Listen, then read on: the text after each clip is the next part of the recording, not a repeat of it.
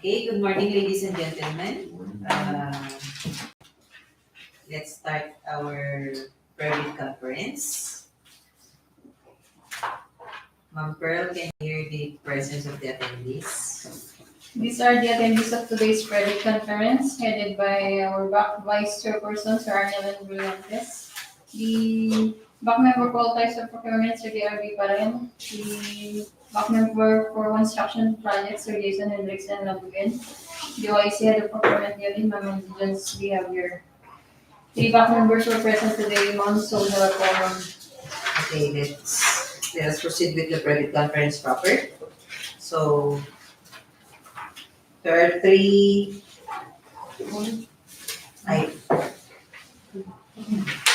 Four.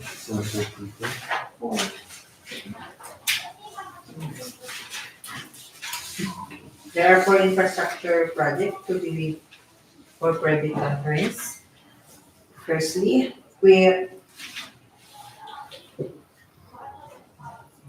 the contract ID number 24PA0108, contract name, organizational outcome ensure safe and reliable national road system, asset preservation program, rehabilitation, reconstruction of road slips, slope collapse, and landslide-secondary road. Location, Abra-Kalinga Road, kilometer 480 plus 459 to kilometer 480 plus 574. Scope of works, rehabilitation, reconstruction of 0.115 lane kilometer road slope protection using structural measures with approved budget for the contract of 8,047,944 pesos and 23 centavos with a contract duration of 45 calendar days. So with the prospective bidders should be registered with the classified by the Philippine Contractors Accreditation Board with pickup license category of size range small b, license category C and D.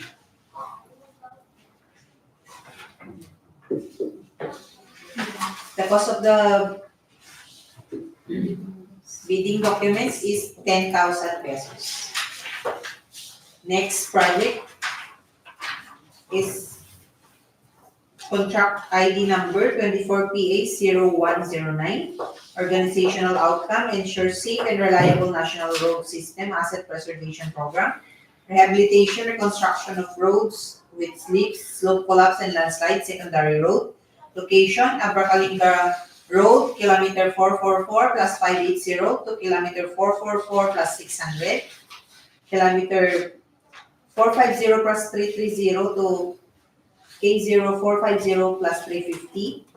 Then K0450 plus 365 to K0450 plus 385. K0451 plus 175 to K0451 plus 200.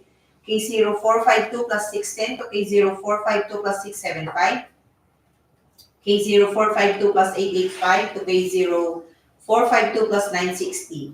K0453 plus 053 to K0453 plus 133. K0456 plus 050 to K0456 plus 105. Then K0459 plus 950 to K05460 plus 390. Then K0463 plus 600 to K0463 plus 750. K0464 plus 100 to K0464 plus 291. K0465 plus 200 to K0465 plus 300. K0466 plus 345 to K0466 plus 523. K0467 plus 500 to K0467 plus 623. K0468 plus 320 to K0468 plus 625. K0471 plus 120 to K0471 plus 520. K0473 plus 200 to K0473 plus 380. With the scope of works of rehabilitation, reconstruction of 2.642 lane kilometer road slope protection using structural measures with approved budget for the contract of 33,555,831 pesos and 56 centavos with a contract duration of 113 calendar days. Prospective bidder should be registered with the classified of the Philippine Contractors Accreditation Board with category of size range medium A, license category B, with the payment of bid documents of 25,000 pesos.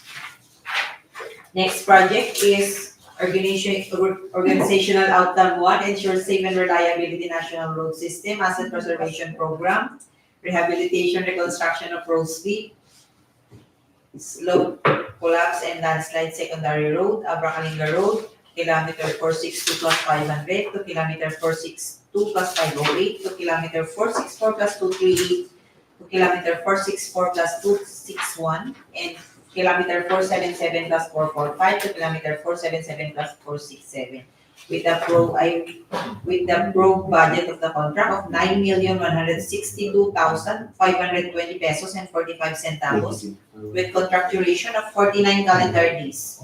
Prospective bidders should be registered with the classified of the Philippine pickup license, size range is small B, and license category C and D, with the bid documents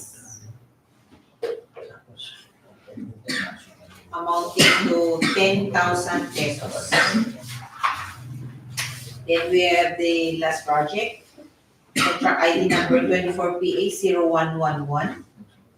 Sustainable infrastructure projects alleviating gaps, CPAG, access roads and/or bridges from the national roads leading to major strategic public buildings, facilities, construction of road, poblasyon, basa, tayong Abra. With the scope of works, construction of roads, approved budget for the contract, 67,549,533 pesos and 93 centavos. With a contract duration of 193 calendar days. Prospective bidder should be a pickup license holder of category of size range medium A, license category B. And the bidding documents is 50,000 pesos. So with the eligibility requirements of technical and financial components of the contract to be bid and scheduled of procurements are the following. So bidders shall submit their bids through their duly authorized representative using the forms specified in the bidding documents in 2 separate sealed bid envelopes or 2 password-protected bidding documents in compressed archive folders in case of electronic bid submission, and which shall be submitted simultaneously.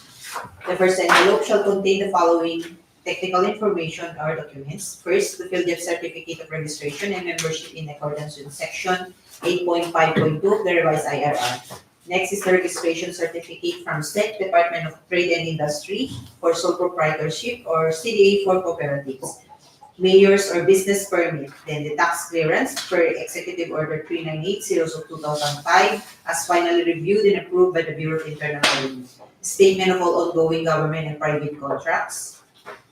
Then we have the statement of the bidder's single largest completed contract, pickup license and registration, bid security in prescribed form, amount and validity period. Then the project requirements, which shall include the following: organizational chart for the contract to be bid, list of contractors personnel, project manager, project engineer, project materials engineer, and foreman to be assigned to the contract to be bid with their complete qualification experience data. List of contractors' major equipment units which are owned, leased, and or under purchase agreement supported by proof of ownership or certification of availability of equipment from the equipment lessor or vendor for the duration of the project as the case may be. Then we have the omnibus term statement in accordance with section 25.3 of the revised IRR. NFCC computation, the audited financial statement, JVA or the duly authorized statement in accordance with section 23.1B of the SIIR if applicable. Then the second envelope shall contain the financial information or documents, financial bid form, bid prices in the bill of quantities, detailed estimates including the summary sheet indicating the unit prices of construction materials, labor rates, and equipment rentals used in the coming up with the bid. Then the cash flow by quarter. Notwithstanding the eligibility of a bidder, the procuring entity concerned reserves the right to review the qualifications of the bidder at any stage of the procurement process if the procuring entity has reasonable grounds to be believed that a misrepresentation has been made by the said bidder or that there has been a change in the bidder's capability to undertake the project from the time it submitted its eligibility requirements. Should such review uncover any misrepresentation made in the eligibility requirements, statements, or documents, or any changes in the situation of the bidder which will affect the capability of the bidder to undertake the project so that it fails the eligibility criteria, the procuring entity shall consider the said bidder as ineligible and shall disqualify it from obtaining an award or contract in accordance with rules 21, 22, and 23 of the revised IRR. So next is the procurement timeline.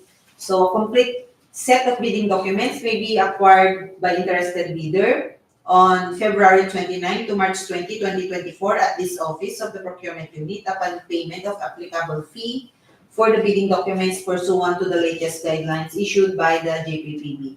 It may also be downloaded free of charge from the website of the Philippine Government Electronic Procurement Service System and the DPWH website, www.dpwh.gov.ph, provided that the bidders shall pay the non-refundable fee for the bidding documents not later than the submission of the bids. Bid must be duly received by the Back Secretariat through manual submission or at electronic bids, abra@dpwh.gov.ph for electronic submission on or before 10 a.m. on March 20, 2024. Late bid shall not be accepted. Only authorized liaison officer with the presentation of his or her ID duly issued by its company and special power of attorney shall be allowed to submit or draft bidding documents. Bid opening shall be at 2 o'clock p.m. on March 20, 2024 at the conference room of the procurement unit. Bidding will be conducted through open competitive bidding procedures using a non-discretionary pass-or-fail criterion as specified in the implementing rules and regulations of the Republic Act 9184, otherwise known as the Government Procurement Reform Act. The back of the DPWH Abra-Kalinga reserves the right to reject any of all bids, declared a failure of bidding, or not award the contract at any time prior to contract award in accordance with Section 35.6 and 41 of the 2016 revised IRR of RA 9184 without thereby incurring any liability for the affected bidders or bidders. Interested bidders may obtain further information from the Office of the Procurement Unit, Department of Public Works and Highways, Abra District Engineering Office, Rizal Street, Zone 7, Bangen, Abra. So, are there any matters to be discussed? None. So there be no more other matters to be discussed. Thank you for your presence. This meeting is adjourned. Thank you. Oh, yes.